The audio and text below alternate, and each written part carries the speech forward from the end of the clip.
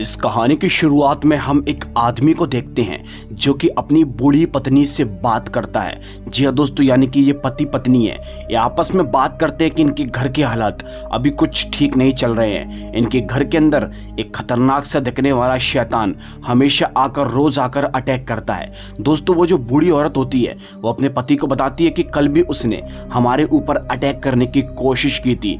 ये सब बातें सुनकर दोस्तों वो आदमी बहुत ही शॉक हो जाता है। अभी दोनों के दोनों बूढ़े आदमी और औरत अपने बेटे संजू के साथ, जिसका नाम संजू है, उसके साथ इस घर के अंदर रहा करते थे। लेकिन दोस्तों इनके बेटे ने इन्हें अकेला छोड़ दिया। वो शादी करके कहीं और रहने के लिए चला गया। इसलिए ये लोग अपने बेटे से बहुत नफरत करते हैं। खासकर उसकी माँ बहुत नफरत करती है। वो बोलती है कि मेरा बेटा मेरे लिए मर गया। जब बेटा यहाँ पर नहीं है तो दोस्तों ये लोग घर के अंदर एक नौकर के साथ में रहते हैं। जी हाँ, लेकिन ये नौकर दोस्तों अलग ही साजिश में है। ये नौकर ये चाहता है कि अगर वो इन दोनों बूढ़े आदमी और औरत को मार दे तो इस पूरी जायदाद का मालिक यही बन जाएगा। वो ये गलत फहमी में बैठा हुआ था। इसलिए दोस्तों वो नौकर आए दिन काले जादू तंत्र विद्या की शक्ति से इन्हें मारने की कोशिश करता है। अब दोस्तों उस रात भी हम देखते हैं जब वो बूढ़े औरत और आदमी अपने कमरे के अंदर सो रहे होते हैं कि तभी अचानक से वो नौकर किसी सामग्री को इकट्ठा कर और दोस्तों उनके कमरे के गेट के जस्ट पास वो किसी प्रकार के मंत्रों का उच्चारण करना शुरू कर देता है। विच मीन्स कि वो किसी शैतान को यहाँ पर बुलाने की कोशिश कर रहा था। जब वो ऐसा करता है तो कुछ ही देर के बाद हम देखते हैं एक खतरनाक सा दिखने वाला शैतान इस घर के करीब बढ़ना शुरू कर देता है। वो शैतान दोस्तों फौरन ही यहाँ पर आ जाता है। इसे देखकर दोस्तों वो नौकर वहां पर छिप जाता है। दोस्तों वो शैतान जैसे उस बूढ़ी औरत और उस बूढ़े आदमी के कमरे के पास पहुंचता है तो वो देखता है कि वहां पर वो आदमी नहीं था। इसलिए दोस्तों वो शैतान फौरन ही उस कमरे के अंदर चला जाता है। उस कमरे के अंदर दोस्तों वो बूढ़ी औरत होती है, वो फौरन ही उठ जाती है और उस शैतान को रोकने की कोशिश करती है। लेकिन दोस्तों शैतान बहुत ही खतरनाक होता है। बूढ़ी औरत हालांकि शैतान को रोकना चाहती है, लेकिन दोस्तों इतने में वो शैतान उस बूढ़े आदमी को शायद मार डालता है। यहाँ से सीन कट हो जाता है। अब दोस्तों जैसी अगली सुबह होती है तो अगली सुबह हम देखते हैं इस बूढ़े आदमी का अंतिम संस्कार कर दिया जाता है, यानी कि इस बूढ़े आदमी की चौथी मनाई जाती है। लेकिन दोस्तों उसकी चौथी में अब यहाँ पर इस बूढ़ी औरत और उस बूढ़े आदमी का बेटा भी आ चुका था, जिसका नाम संजू है। संजू अपनी पत्नी को लेकर यहाँ पर आया होता है, लेकिन उसकी माँ अपने बेटे को देखकर बहुत ही गुस्सा हो जाती है और दोस्तों फौरन ही उसे धक्के देकर घर से बाहर निकाल देती है। जी हाँ, हालांकि संजू उससे बहुत माफी मांगने की कोशिश करता है, लेकिन उसकी मां उसकी माफी को नहीं सुनती और वो उससे नफरत करती है। उसे भगाने के बाद वो अपने पति के फोटो के सामने बैठकर बहुत ही ज्यादा रोती है। अब दोस्तों इसी के साथ कहानी शिफ्ट होती है और हमको दिखाया जाता है संजू यानी कि उसी बूढ़ी औरत का बेटा अपनी पत्नी को लेकर यहाँ से गया नहीं है, बल्कि वो अपनी माँ के घर के आस-पास ही किराए से रहने लग गया है। जी हाँ, वो ये देखना चाहता है, वो दूर रहकर भी अपनी माँ के पास रहना चाहता है। उसी रात को संजू और उसकी पत्नी श्रुति दोनों आपस में बात करने की कोशिश करते हैं। श्रुति उससे बोलती है कि सब कुछ ठीक हो जाएगा, देखना तुम्हारी माँ एक दिन तुम्हें जरूर माफ करेगी। और दोस्तों संजू भी इसी बात को लेकर बैठा हुआ था कि उसकी माँ उसे एक दिन जरूर माफ कर देगी। अब दोस्तों इसी बीच हम देखते हैं रात तो हो ही चुकी थी, इसलिए ये लोग फौरन ही अपने कमरे के अंदर जाकर सो जाते हैं। अब जैसे दोस्तों गई रात होती है तो गई रात को श्रुति की किसी आवाज से आंख खुलती है। उसे बाहर से कुछ आवाजें आ रही थी, इसलिए वो फौरन ही अपने बेड से उठती है, अपने मेन दरवाजे के करीब जाती है। दोस्तों वो जैसे ही दरवाजे को खोलती है तो उसे खतरनाक सा दिखने वाला शैतान डराने की कोशिश करता है। इसे देखकर वो बहुत डर जाती है, लेकिन अगले ही पल जब वो वहां पर देखती है तो वो छूमंतर होकर गायब हो चुका था। उसका पति दोस्तों यहां तक पहुंच जाता है। उसकी चिल्लाने की आवाज सुनकर वो अपने पति को बताने की कोशिश करती है कि अभी यहां पर उसने किसी जानवर जैसे इंसान को देखा था, वो बहुत खतरनाक था। लेकिन उसका पति उसकी बातों पर यकीन नहीं करता और उससे बोलता है कि हमें सोना चाहिए, रात बहुत हो चुकी है। ये बोलकर दोस्तों वो वहां से सोने के लिए चला जाता है। अब दोस्तों बस श्रुति भी वहां से जा ही रही थी कि तभी अचानक से वो अपने दरवाजे के छेद के अंदर से बाहर का नजारा देखती है और बाहर देखती है कि बाहर जो गार्डन था ना वहां पर कोई आदमी बैठा हुआ था जो कि दोस्तों कंबल ओढ़े हुए था और वो आदमी यानी कुछ करने की कोशिश कर रहा था। ये सब देखकर श्रुति बहुत डर जाती है। वो फैसला करती है कि वो पता तो करे कि आखिर इतनी रात को ये आदमी भला बाहर क्या कर रहा है। अब दोस्तों कुछ ही देर के बाद श्रुति फौरन अपने घर से बाहर निकलती है, उस आदमी का पीछा करने की कोशिश करती है। वो आदमी अब वहां से गायब हो चुका था। वो आदमी दोस्तों इन्हीं के घर के पास बने हुए एक बहुत बड़ा टीन सेट बना हुआ था, मतलब कि टीन का एक घर बना हुआ था। वो आदमी उस घर के अंदर चला गया था। इसलिए दोस्तों श्रुति भी फौरन चुपके से उस घर के पास जाती है। वो धीरे से घर का दरवाजा खोलती है और छुपकर सारा नज़ारा देखती है और पाती है कि अंदर वो आदमी मौजूद है जो कि किसी प्रकार की तंत्र विद्या करने की कोशिश कर रहा है। दोस्तों उस आदमी का चेहरा हम साफ साफ देख पाते हैं। ये आदमी कोई और नहीं बल्कि उसी बूढ़ी औरत यानी कि संजू के माता पिता के घर का नौकर यानी कि वफादार या फिर कह लो कि बेवफा होता है। वो आदमी दोस्तों वो नौकर यहाँ पर कुछ काला जादू करने की कोशिश कर रहा था। वो कुछ बुश जैसा उसके सामने रखा हुआ था, वो उसके अंदर लकड़ी मार रहा था जिससे कि दोस्तों उसके अंदर से अजीब अजीब सी आवाजें निकल रही थी। अब दोस्तों ये सब देखकर श्रुति बहुत डर जाती है। वो फौरन अपने घर पर भागती है, अपने पति को उठाती है और उसे सारी बातें बताती है। वो फौरन अपने पति को भी यहाँ पर लेकर आती है, लेकिन ये लोग जब यहाँ पर आते हैं तो इन्हें कोई भी दिखाई नहीं देता। ये लोग उस घर के अंदर प्रवेश करते हैं तो इन्हें वो आदमी दिखाई नहीं देता, बट दोस्तों इन्हें वो लकड़ी मिलती है जिससे कि वो काला जादू कर रहा था। अब इसी बीच इनको ख्याल आता है कि कहीं इनकी माँ की जान को तो खतरा नहीं है उस नौकर से, क्योंकि वो कोई तंत्र विद्या में मशरूफ है।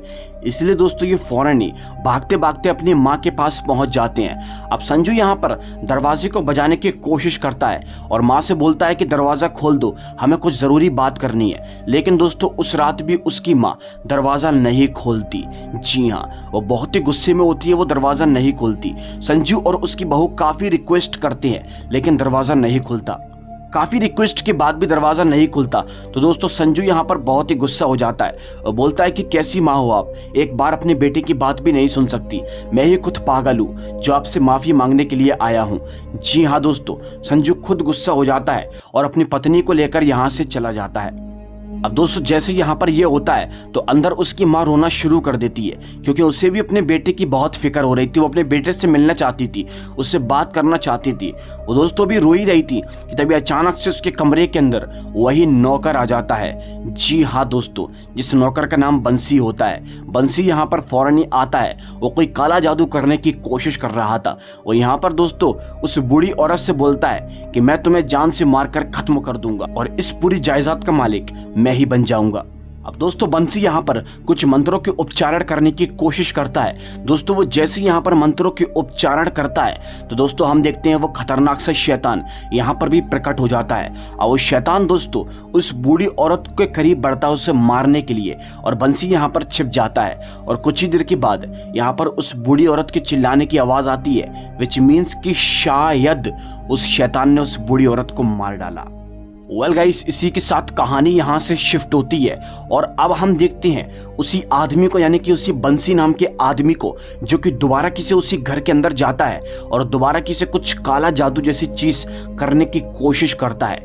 लेकिन दोस्तों इस बार भी वो अकेला नहीं था, इस बार भी उसे श्रुति छुपकर देख रही थी। जी हाँ, श्रुति ये सब देखकर बहुत ही शौक हो जाती है। वो फैसला करती है कि वो इस बार इस आदमी का, इस शख्स का चेहरा देखेगी कि आखिर ये कौन है।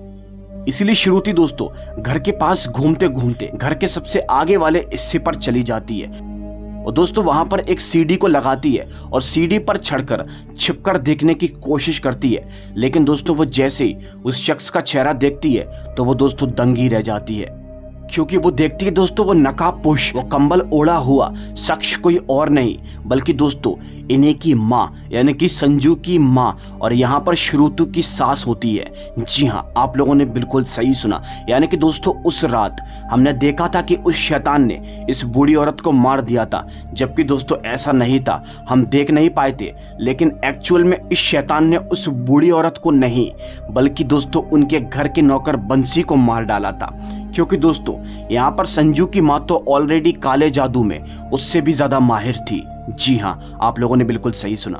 अब श्रुति छुप छुप कर देख ही रही थी कि तभी अचानक से वो वहां पर उस शैतान को भी देखती है। श्रुति अपनी आंखों से देखती है कि उसकी सास उस नौकर के लाश को सामने रखी हुई है और उस शैतान से इसकी लाश को खाने को बोल रही थी।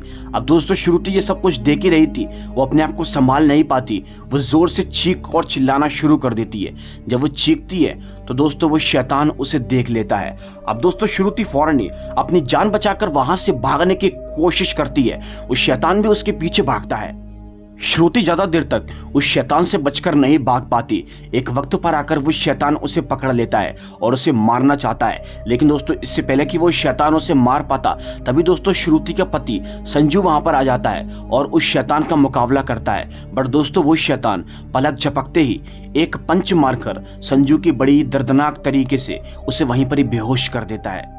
संजू को बेहोश करने के बाद वो शैतान श्रुति को अपने साथ लेकर चला जाता है। वेल दोस्तों अब यहाँ पर कहानी शिफ्ट होती है और हम देखते हैं संजू को होश आता है। उसे होश आता है तो अगली सुबह हो चुकी थी। वो अपनी माँ के पास अपने घर के अंदर होता है। वो अपनी माँ से पूछने की कोशिश करता है कि मेरी पत्नी कहाँ चली गई। उसकी माँ उसे बताती है वो शैतान उसे ले जा चुका है, तुम उसे भूल जाओ, तुम्हें उसे भूलकर आगे बढ़ना होगा। जी हाँ दोस्तों, जब उसकी माँ ऐसी बातें करती है तो दोस्तों संजू बहुत ही शॉक हो जाता है। वो बोलता है कि वो मेरी पत्नी है और वैसे भी वो मेरे बच्चे की माँ बनने वाली है, मैं उसे नहीं भूल सकता, मैं उसकी जान को बचाकर रहूंगा और उस शैतान को हमेशा के लिए खत्म कर दूंगा। दोस्तों वो गुस्से में अपने घर से एक पिस्तौल निकाल लेता है और उस शैतान को मारना चाहता है, लेकिन उसकी माँ उसे रोकती है। उसकी माँ उसे काफी रोकने की कोशिश करती है, लेकिन दोस्तों संजू रुकता नहीं है और फिर मजबूरी में आकर उसकी माँ को उसे रोकने के लिए उसके सर पर वार करना पड़ता है, जिससे कि दोस्तों जब उसकी माँ उसके सर पर वार करती है तो संजू दोस्तों वहीं पर ही बेहोश हो जाता है। अब दोस्तों यहाँ पर संजू की माँ उस शैतान को मारने से क्यों रुक रही है, इसके बारे में बस आपको आगे पता चलेगा। इस कहानी के अंदर एक बहुत बड़ा ट्विस्ट है दोस्तों, वीडियो को एंड तक जरूर देखते रहिएगा।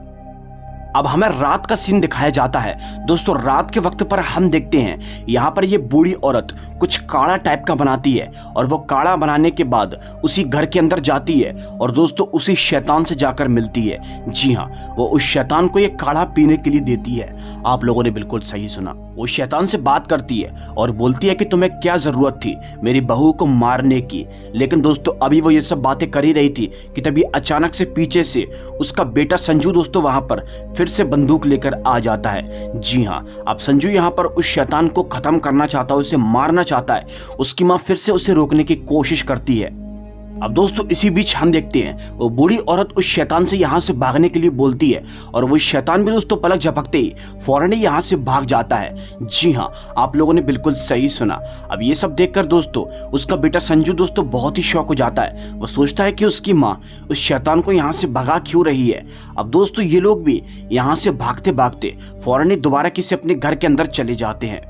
घर के अंदर जाते ही संजू अपनी माँ पर गुस्सा करता है, लेकिन उसकी माँ उससे बोलती है। अब दोस्तों उसकी माँ इस कहानी के सबसे बड़े एक ट्विस्ट को रिवील करती है। उसकी माँ उससे बोलती है कि तुम जिस शैतान को मारने की कोशिश कर रहे हो वो शैतान कोई और नहीं, वो दानव कोई और नहीं बल्कि तुम्हारे पिताजी हैं। आप लोगों ने बिल्कुल सही सुना। ये सुनकर संजू शौक हो जाता है, अपनी माँ से बोलता है कि अगर पिताजी जिंदा हैं तो उनका अंतिम संस्कार कैसे किया फिर तुम लोगों ने। तभी दोस्तों उसकी माँ उससे बताती है कि मैंने अंतिम संस्कार तुम्हारे पिताजी का नहीं बल्कि एक लावारिश लाश का किया था, इसीलिए मैंने लाश की तस्वीर या फिर कह लो कि लाश की शक्ल किसी को भी नहीं दिखाई थी। उसकी माँ ऐसी बातें बोलती है तो संजू के पैर तलों जमीन निकल जाती है। उसकी माँ उसे बताती है कि जब तुम हमें अकेला छोड़कर चले गए थे अपने पिताजी और मुझे, तो तुम्हारे पिताजी की तबीयत दिन ब दिन खराब होने लगी थी। उन्हें कोई अजीब सी बीमारी होने लगी थी, जिस बीमारी के चलते वो एक दानव जैसे बन गए थे, वो एक दानव के अंदर प्रकट हो गए थे।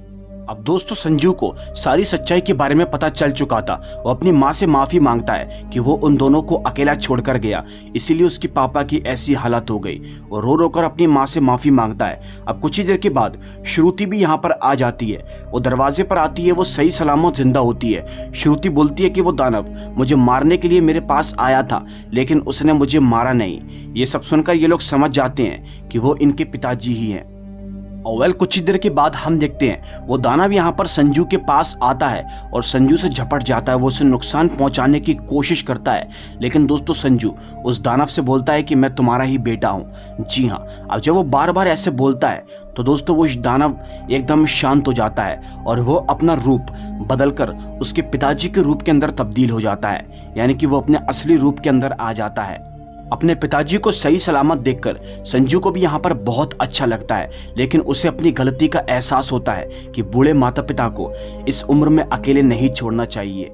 बस इसी के साथ ये कहानी यहीं पर ही खत्म होती है। इस कहानी की एंडिंग बहुत ही सिंपल सी थी। उम्मीद करता हूँ आप लोगों को बहुत पसंद आई होगी। अगर वीडियो अच्छी लगी हो तो लाइक करके चैनल को सब्सक्राइब कर लेना। मैं आपसे मिलूंगा एक और दिल दहला देने वाली कहानी के साथ। तब तक के लिए बाय एंड सी।